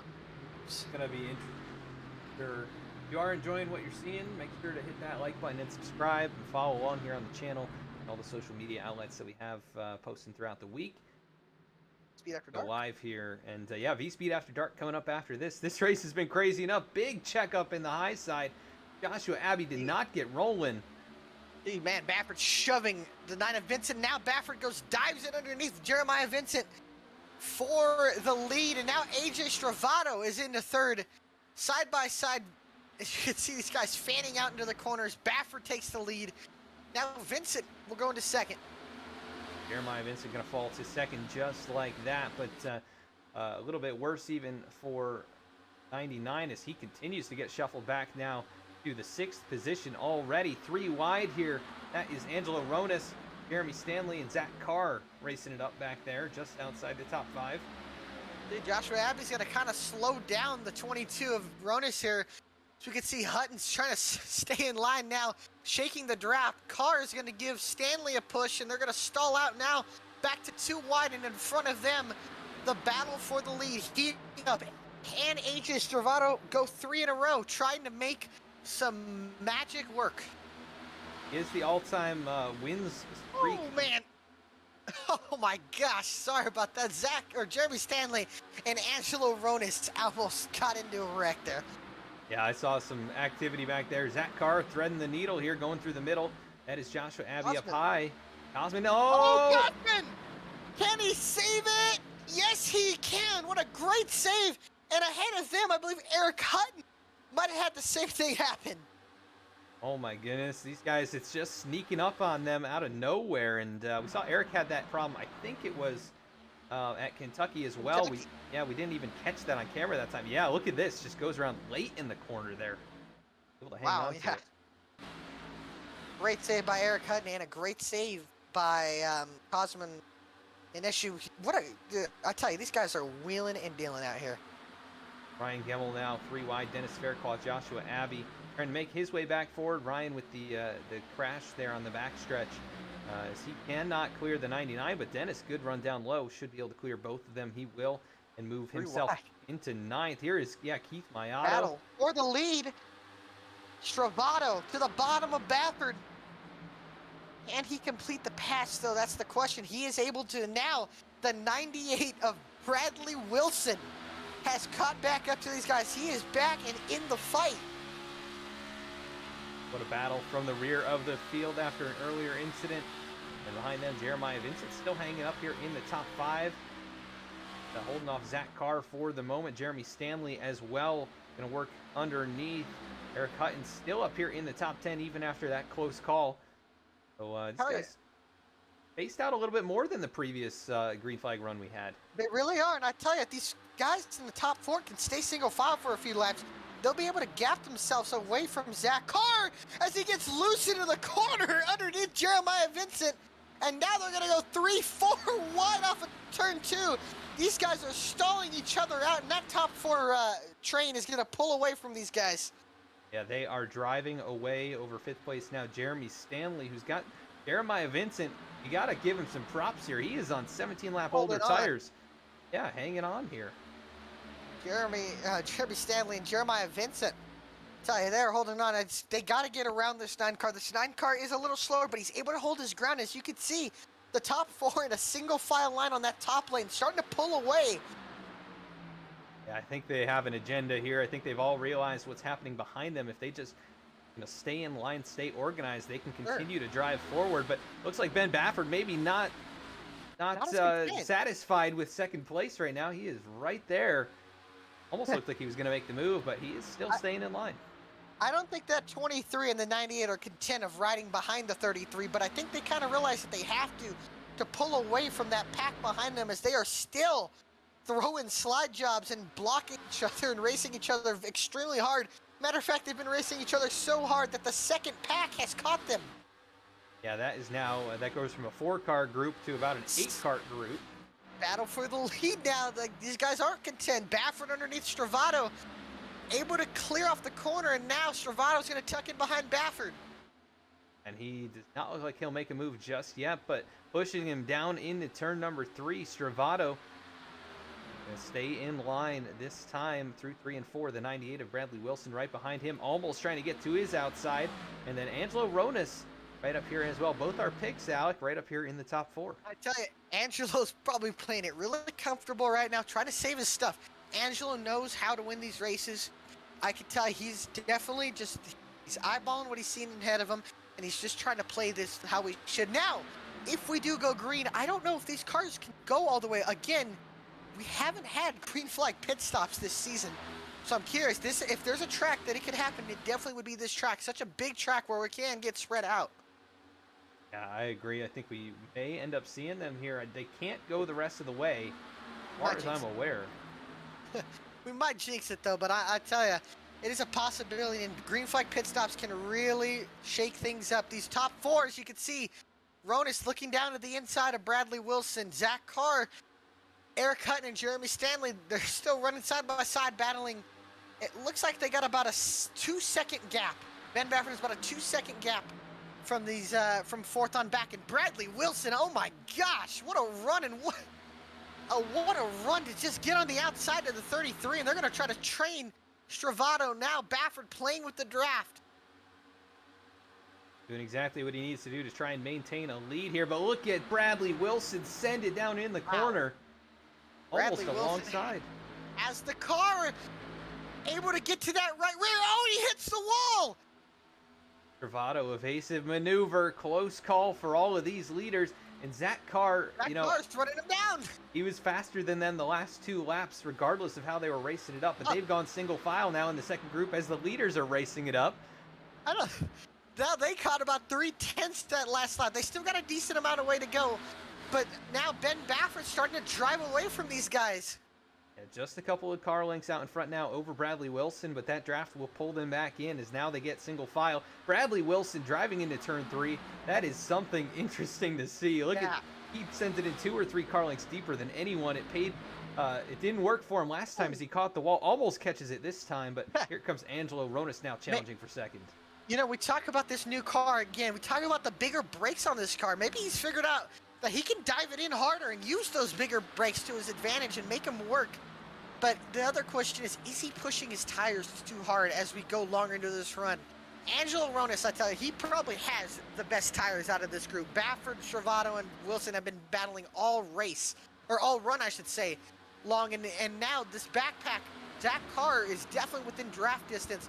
This pack is going to go from a 4-car pack probably to about a 10-car pack in about a few laps. As Zach Carr closing in now, the gap just 6.5 tenths up to Ben Baffert. That is how close all of these guys are. 7.5 tenths now as it actually clicks up out of turn 4. Bradley Wilson getting passed up by AJ Stravato. So Ben Baffert and Angelo Ronas breaking away by a few car lengths. Stravato and Wilson nose to tail. And here is Zach Carr. He has arrived at the doorstep in the challenge for that 4th position. He's actually got a great run out of turn 2, just cannot get quite underneath the 98.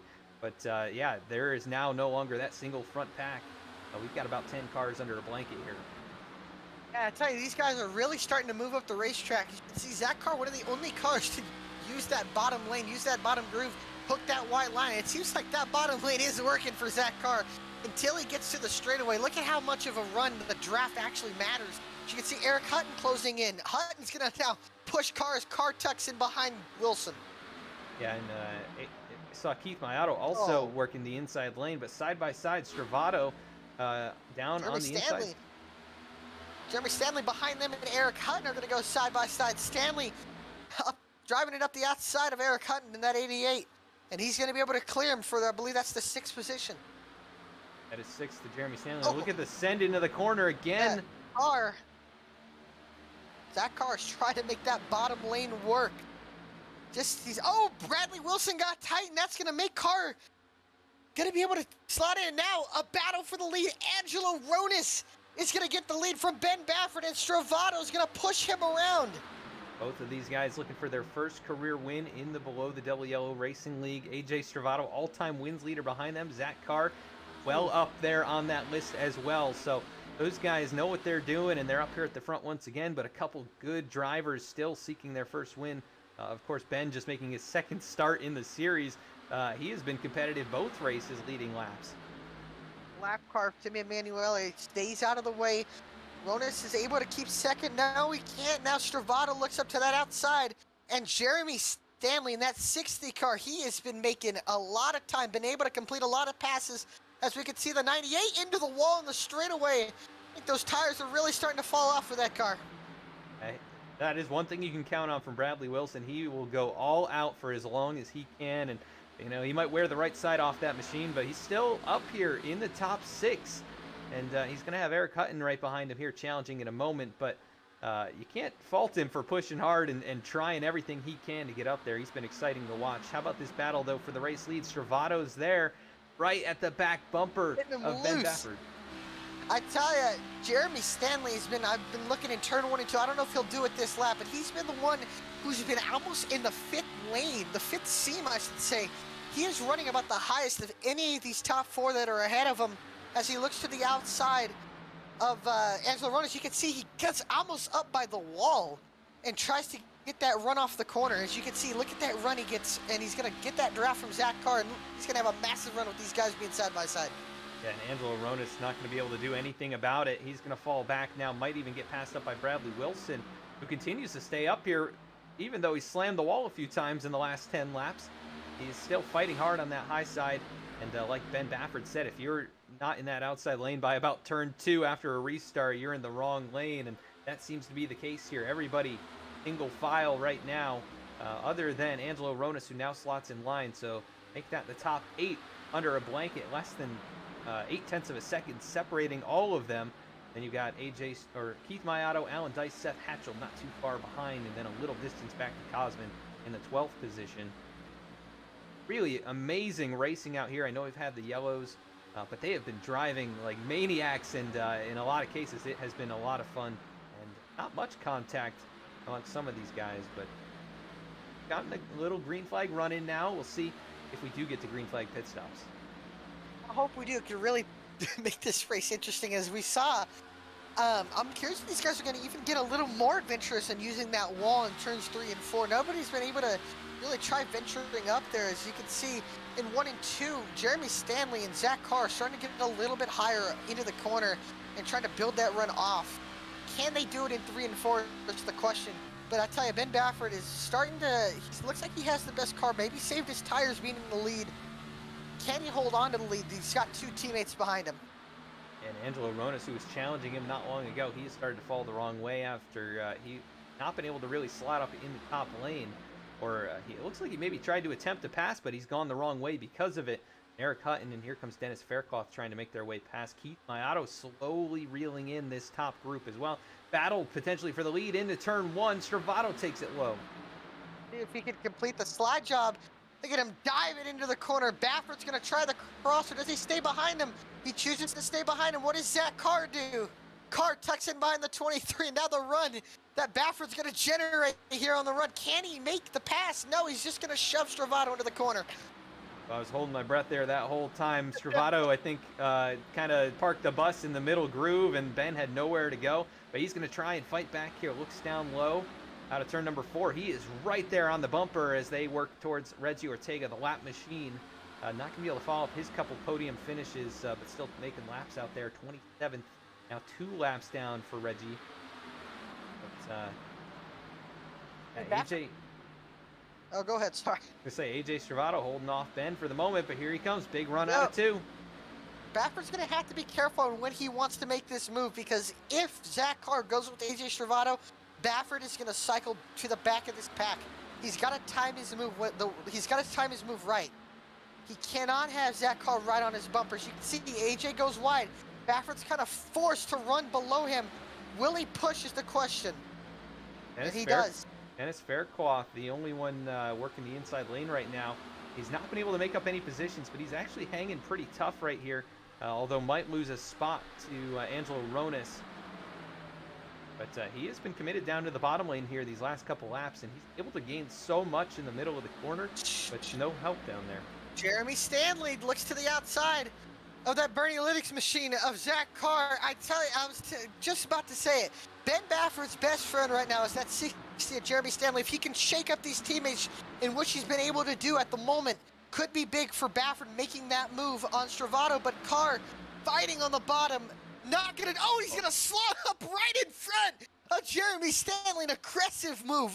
Oh man. Wow, that was as close as it gets. The 27 of Zach Carr just slipping in line there. And Jeremy Stanley is probably like, you know, I'll cut you some slack that time, but he may not take another move like that in these closing laps of this race. 25 to go next time by, and it has been a brawl up here at the front.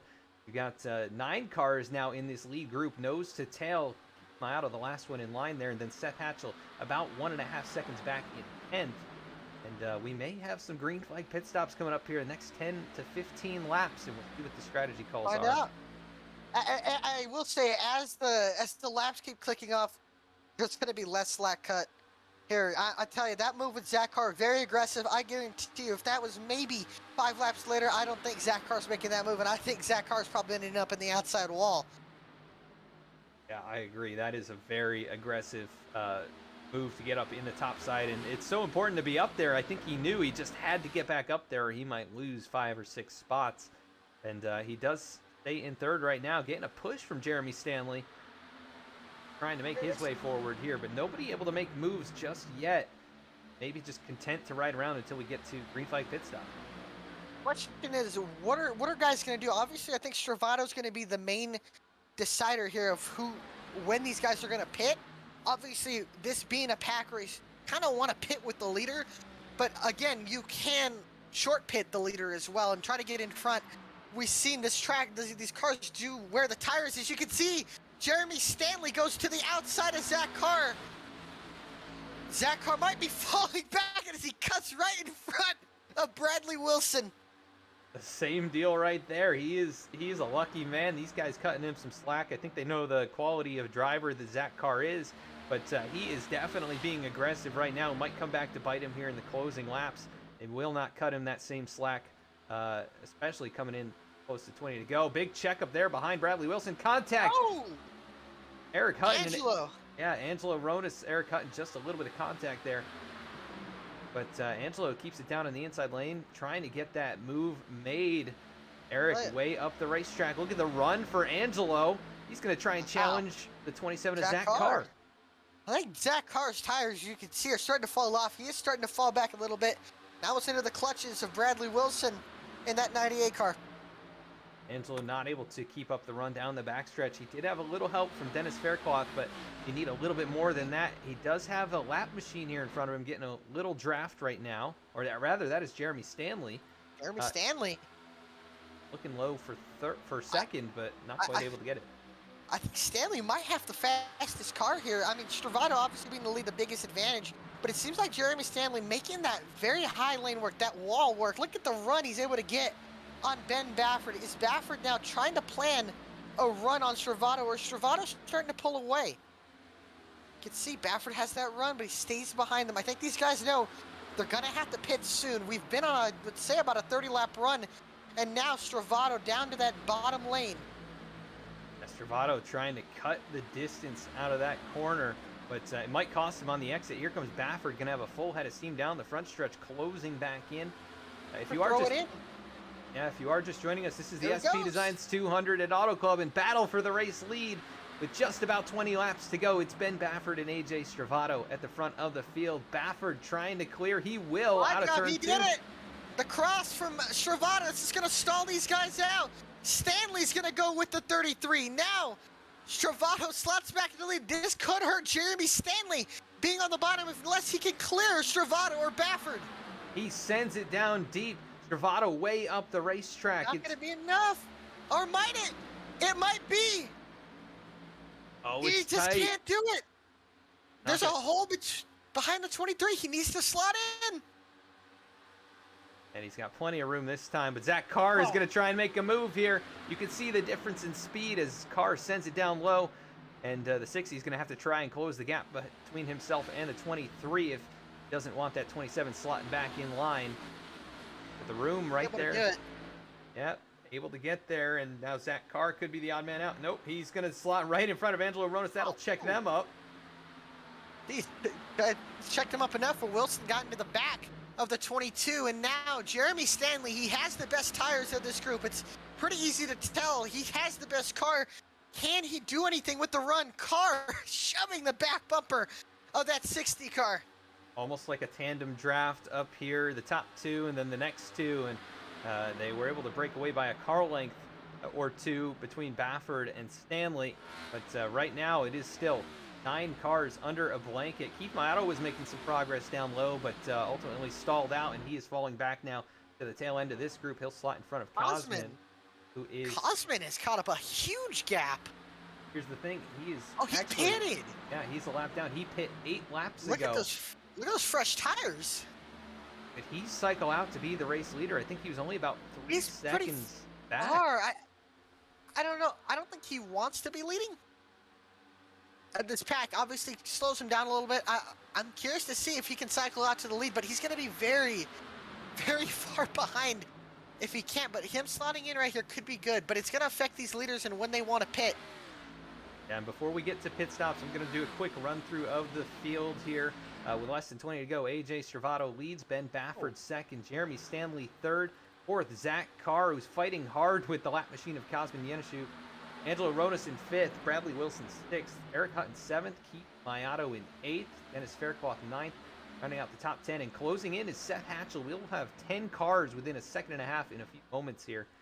Alan Dice 11th, Kenny Bishop 12th, Dustin Logston 13th, Eric Lambert been able to continue on after getting in Alton Wreck. He's 14th, Zach Smith 15th, Ryan Gemmel 16th, James Loveland 17th, Dennis Steele 18th, Jordan Brockel 19th, Darling rounding out the top 20. Cosman now unlapping himself. 21st position, last car on the lap. 22nd, Jeremiah Vincent, Joshua Abbey, 23rd, 24th, Luke Knuff, 25th, Reggie Ortega, 26th, Jordan Shepler, 27th, Timmy Emanuele, who's pulled it to pit road, Scott Martin, we got 28th. some pit road. Samar 29th, Dallas Sullivan 30th. There we go, pit road. Jeremy Stanley, Angelo Ronas, Keith Mayato. I believe that's Bradley Wilson now. What do the leaders do? I think Stravato, Baffert. Stravato, Baffert, Carr, Hutton. They gotta pit. They gotta counter this act. Here they come. They're announcing they're coming in. Who is gonna dive it into the pits? Yeah, Stravato with the lead right now. We know how aggressive all of these guys are getting on the pit road. Zach Carr, a master at it. Ben Baffert, no slouch himself. I'm sure Ben's going to be aggressive. Go. They come in. Baffert. Stravato going in very hard. He's able to make it. Nobody trying to speed here. Everybody gets in. Hatchell made up a lot of time. Now, who can get into their stall and have the best pit stop and pit exit? Jeremy Stanley, Mayato, and Wilson are all leaving the pits right now. Alan Dice staying on the racetrack. That'll cycle him to the race leader for the moment. Angelo Ronas absolutely gapped Stanley, Mayato, and Wilson, and Cosman Yenishu is now into the second position, would cycle out. Now these guys exiting their pit stalls. Ben Baffert, the first pit stall, they drop the jack on the right side. Hatchell takes 2 tires. Yep, I saw 2 tires off a few of them. That is what got I think I got Angelo out in front. That is, yeah. Angelo's gonna go by. Angelo's all by himself, though. These guys are all gonna be in a big draft, and I believe that Cosman's gonna probably fit into 2nd or 3rd here with Seth Hatchell. Yeah, and the big pack. I just saw Angelo wheeling it up out of turn 2, so he may be struggling on those 2 tires. Seth Hatchell, we'll see how he deals with it. He'll be right here in what will be 3rd. Alan Dice still out there on the racetrack leading the way. The top 7 have not brought it to pit road here in this cycle. They've been out there over 35 laps, all of them. Bradley Wilson spins in the grass. He saves it. What a save by Bradley Wilson, but he's going to lose touch with the pack in front of him. Oh my goodness, what a save. That car never even went fully around on him. He went through the grass and able to keep it up to speed here. But yeah. Angelo, he's got about a 3-second lead over Cosmin Yaneshu, and now Seth Hatchell's going to dive under him. Can Hatchell run down Angelo Ronis, or can the pack run these guys down with Stravato, Mayato, Stanley Bafford, Carr, and Hutton? Take a look at the lap times this time around. Angelo Ronis a 41.23, Hatchell a 41.05. He is putting down some flyers right now. Stravato a 41.20 on 4 tires. Hatchell ran a tenth and that is fast lap, but he was still a half-tenth faster than AJ Stravato at 41.39. Angelo Ronis a 41.40, and then AJ Stravato 41.1. Mayato 41.32. He could have a shot at this thing. It is a possibility, but man, if see, looking here, Angelo, I'm curious to see what he runs this time. Now that these guys' tires are starting to come up to temp, did the 2-tire stop maybe work before the 4-tire stop with 12 to go? Ronis turns a 5.0, Hatchell a 3.4, and now Stravato a 4.2. Stravato isn't that much faster with the fresh tires over Ronis. I think Ronis might be in a good spot. Also depends, Hatchell is a little faster than him. But he's running out of laps here. It'll be 10 laps to go. How about the rest of these guys who have not pit? Here comes Dustin Logston. He'll pull it down pit road. Alan Dice still on the racetrack, though. He might be out of fuel. He is down on the inside of this racetrack. I wonder if he's trying to save and go the distance. 9 seconds the gap. Oh my gosh, fuel mileage. Last time around, he ran a 43-second lap. He might be saving fuel. That could be the case.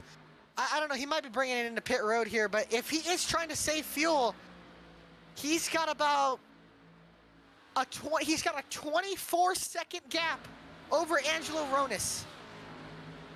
Could Alan Dice go to victory lane? Ryan Gilmour could come down to fuel mileage. Ryan Gilmour has 2 less laps of or 2 more laps of fuel that he can go than Alan Dice. He's about 9.4 seconds back. So Gilmour still has a comfortable gap over the rest of these guys as James Loveland pulls it on the pit road from the top 5.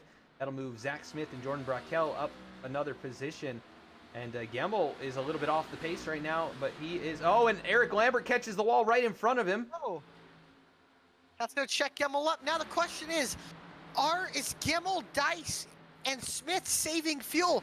If they are, it is a possibility that they can make it all the way. 2 more laps is a lot for a 2-mile track, but it is possible. We've seen races at Michigan and California come down to fuel mileage.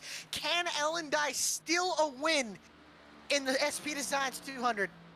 Yeah, meanwhile, Seth Hatchell is closing in on Angelo Ronis. That gap now just 1.8 seconds between those drivers, and AJ Stravato's moved by Cosmin as well. Here comes Ben Bafford and Keith Mayato trying to make their way past.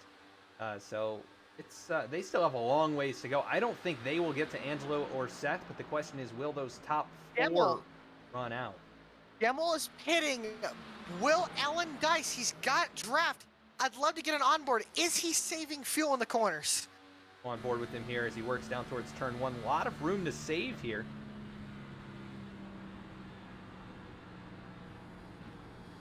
And he did not clutch or anything. He's just rolling through the corner. He is running. If he clutches, I think is a possibility. I think he may He's know. about 2 seconds off the pace from Angelo. But Angelo's 19 seconds behind him. If he can save enough fuel, Dice might be in a good spot. It's just going to take a lot. If he can save to the end of this race, I'm showing 16 seconds back to Angelo right now. It would be just... James Loveland is slow on the bottom. I don't think a caution's going to come out. I will say, though, if Dice can't make it on fuel, Hatchell is running 0.2 faster than the 22 car. Ben Bafford and AJ Stravato are starting to run faster laps than both of them, but they're just so far back, I don't know if they can run them down. Yeah, Brackel pulls it down pit road. He'll give up the 2nd position. That leaves Alan Dice, the only driver not to pit. Only 6 laps to go coming to the line this time, and he has Dice led is now. sputtering. Dice is bringing it into the pits. It's now going to come down to Angelo Ronis and Seth Hatchell. Hatchell 1.3 seconds to make up. He was nearly 2/10 faster last time by. It could be very close coming to the end of this race. Hatchell looking for another win, or looking for his first win of this season. Right now, Ain't Angelo gonna lie. Ronis. Your pick is looking pretty good right now. You know, I had a feeling, just that fresh paint scheme, you know, a little bit of confidence going out there with the sponsor on your car. And he's doing a great job right now, but still, Hatchell closes in a little bit more. The 8 machine. Having that champion behind you puts a little extra pressure, and especially a back-to-back 2-time champion in Seth Hatchell. Can Hatchell close the gap about 1.2 seconds? He's lapping 2/10 faster. Is it enough though? I just don't think so. Hatchell's gonna need to find an extra few tenths to even get close, I would think. And now Angelo's gonna have draft. Yeah, he does close up again, though. Another 2/10. Yeah, that previous lap. We'll see what it looks like at the line this time. Just 1/10 that time. 5 laps to go for Angelo Ronis. Seth Hatchell closing in. It's maybe not going to be enough. Meanwhile, farther back, Ben Baffert, AJ Stravato, Zach Carr, they're all going to be battling for the third step on the podium if things stay as they are. And they are racing hard. Zach Carr moves to the outside of Stravato. That's going to be for 4th position. How about Keith Mayato up here in the mix after getting involved in a wreck earlier? He has made his way forward. If a caution comes out, it's going to be from this group. These guys are racing really hard. I know for sure Angelo Ronis does not want to see a caution, nor does Seth Hatchell.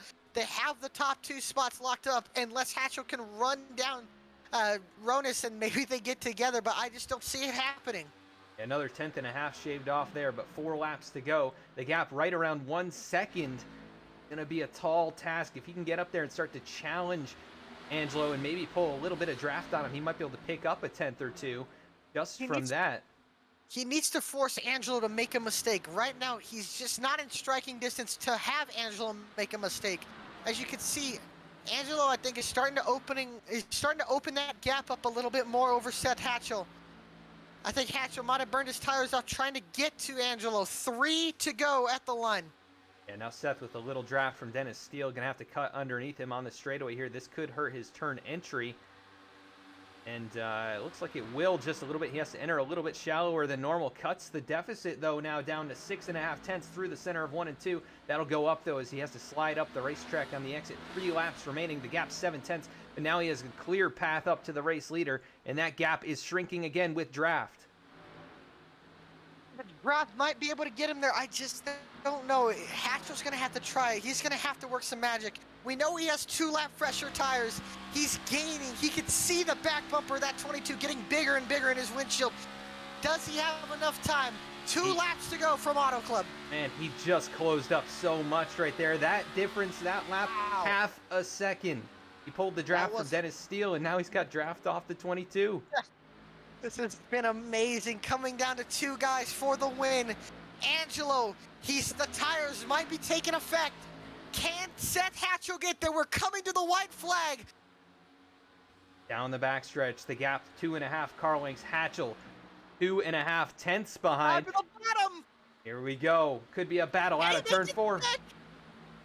He does. They're side by side off the corner. Not enough. Oh my gosh. He is right there. White flag in the air from Auto Club. What a battle here. Angelo Ronis looking for his first career win in the league. Seth Hatchell, back-to-back champion. He's going to have to work down low. Here he comes. He looks to the bottom. Can he get the grip off the corner? They're going to be side by side off of turn 2. Down the backstretch for the final time. Who is going to win this? Down the back. Hatchell pulls the 22 back. Into turn 3. Angelo Ronis up high. Seth Hatchell down low, trying to clear him. Clear. Hatchell clears him off the corner. Here comes Angelo, though. He'll have the run. They're side by side. Here they come to the line. Contact. Oh, my gosh. Inches. Hatchell got it. Seth Hatchell. Oh, my goodness. What a finish. 1/1000th of a second, and Seth Hatchell just able to get it. What a freaking race. Oh, my goodness. My heart is beating 1,000 miles an hour right now. That was just incredible. Let's get another view of this as they came to the stripe. It was Seth Hatchell winning by 1/100th of a second here at Auto Club Speedway. And they made contact. Angelo did everything he could, and that is what it looked like across the stripe right there. What a finish here tonight.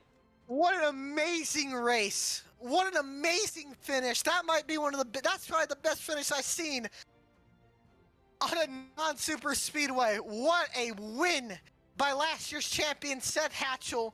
What a race. I don't even know what to say. Amazing racing. The next gen car continues to show that it is an amazing car. What a finish. I'm gonna try and freeze Look at that. That is the finish right there. What a battle. That is amazing.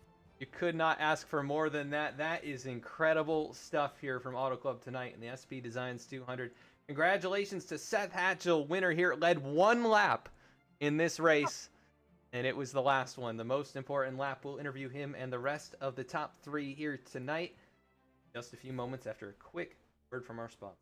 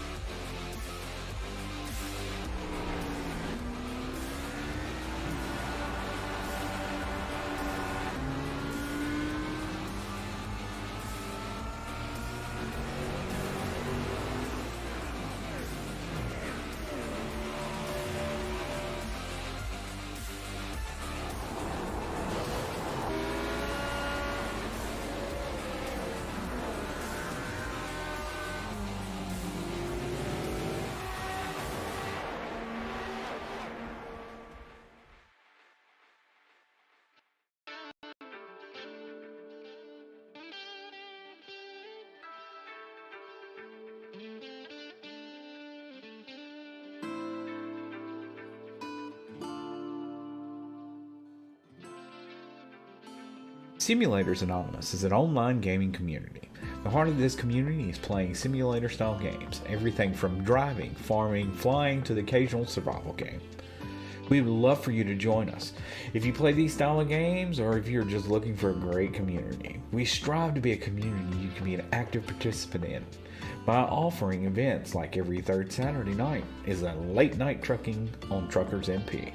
We have a very own Minecraft server with other servers starting soon. Come join Simulators Anonymous today at www.simulatorsanonymous.com.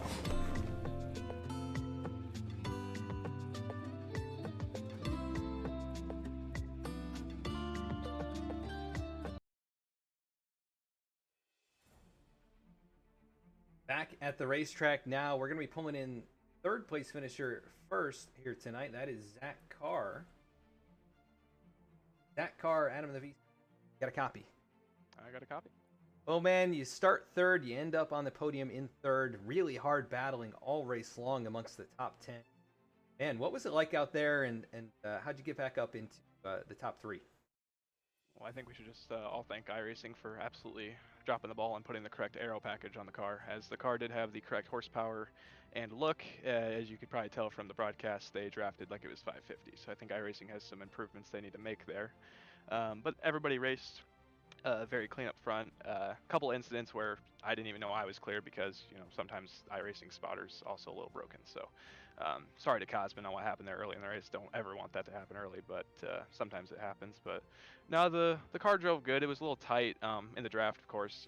The line moved up, as you guys probably noticed over the run. The bottom still stayed pretty heavy. It's just, with this broken 550 aero package that they apparently put on here, you can only run single file line around the top. So that was just the unfortunate part.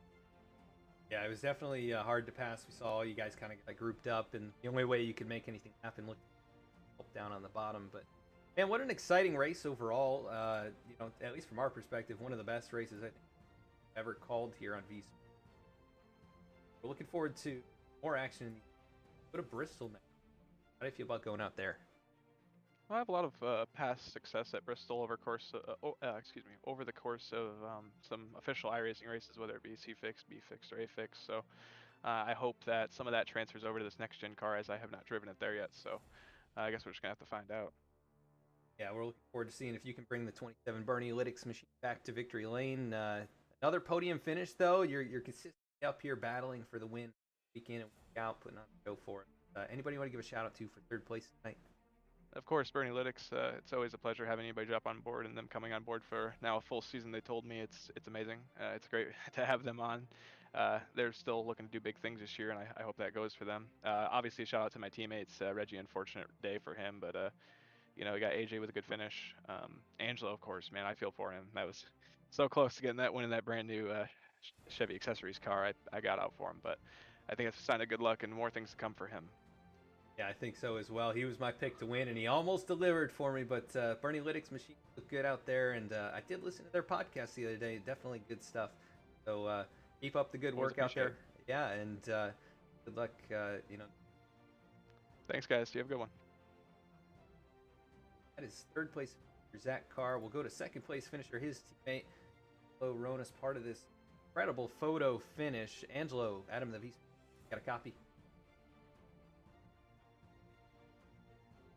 Angelo, you got a copy?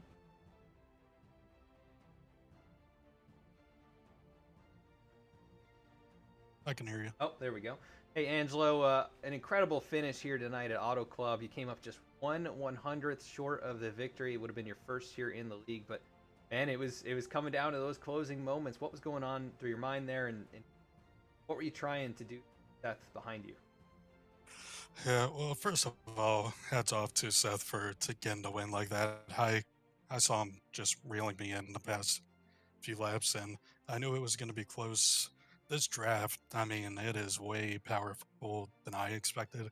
I feel like if it wasn't as effective, I probably would have held off. But yeah, I didn't think 2 tires was going to work. I was kind of hoping to leave with maybe a 3rd or 4th place, but yeah, 2nd again. I mean, I should be happy, but it definitely stings. Yeah, it's so close too. Just that's one of the greatest finishes we've ever had on the channel. Just so close here, 1/100th of a second that you could taste the victory. Just not quite there. But we go to a track, I think one of your favorites, one of your best next week in Bristol. I think you can bounce back there and maybe capture your first win at that track.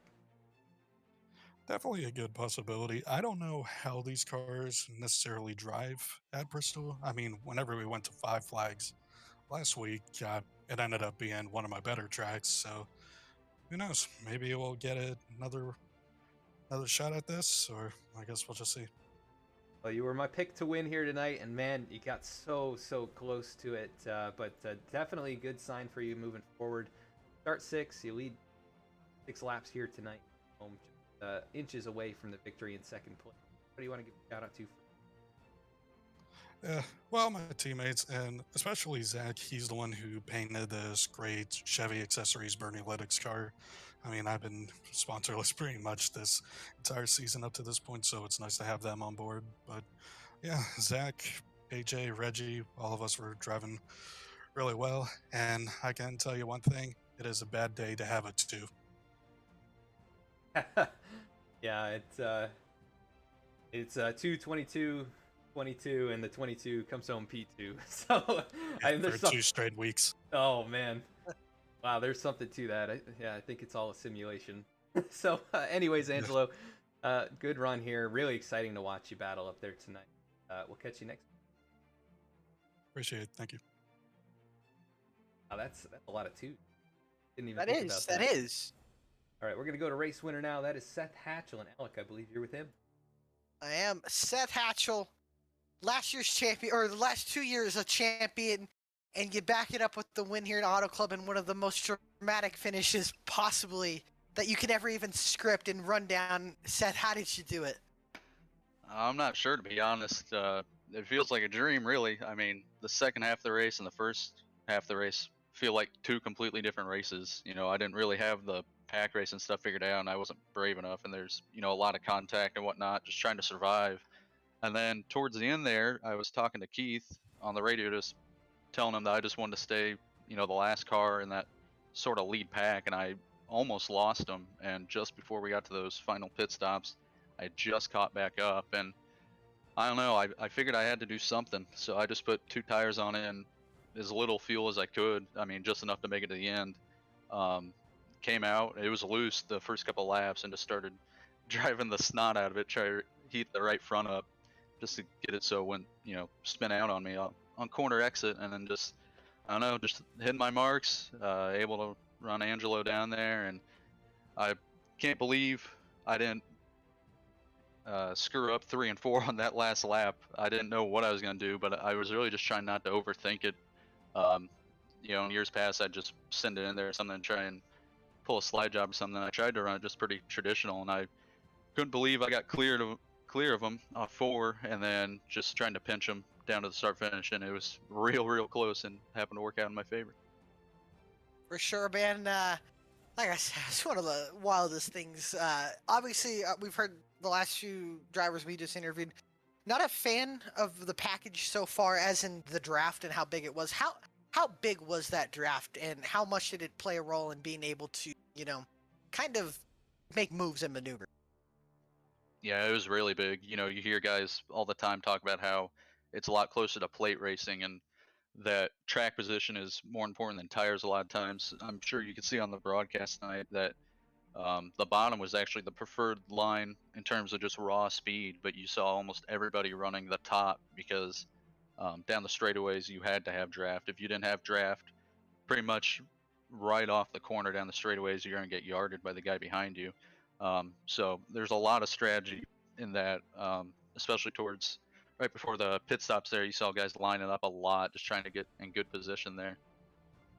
Sure, man. And before we let you go to celebrate the win, man, who do you want to give a shout out to? I want to thank you guys for doing a great job with the broadcast. Got to thank SP Designs for sponsoring the race tonight, and all the sponsors of the league for letting us do what we do. Nick and all the admins for doing a great job. All the drivers putting on a good race, and my team V-Speed. For sure, man. Well, congratulations. Thank you for that amazing finish, man. Go celebrate.